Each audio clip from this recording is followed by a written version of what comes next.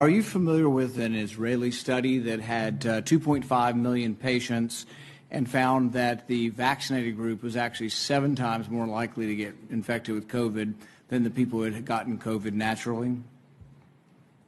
Senator, I'd have to get back to you on that one. I'm not familiar with that study. Well, you think you might want to be if you're going to travel the country insulting the millions of Americans, including NBA star Jonathan Isaac, who have had COVID, recovered, look at a study with 2.5 million people and say, well, you know what, it looks like my immunity is as good as a vaccine or not, and in a free country, maybe I ought to be able to make that decision. Instead, you've chosen to travel the country calling people like Jonathan Isaac and others, myself included, flat earthers.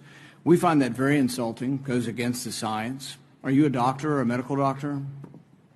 I've worked over 30 years on health policy. You're not a medical doctor. Do you have a science degree?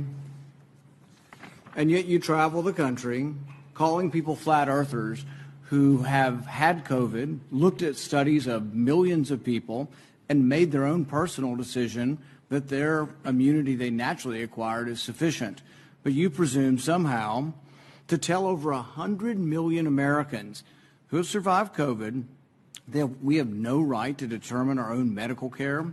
You alone are on high, and you've made these decisions, a lawyer with no scientific background, no medical degree. This is an arrogance coupled with an authoritarianism that is unseemly and un-American. You, sir, are the one ignoring the science. The vast preponderance of scientific studies, dozens and dozens, show robust, long-lasting immunity after COVID infection. Even the CDC does not recommend measles vaccine if you have measles immunity. The same was true for smallpox. But you ignore history and science to shame the flat earthers, as you call them.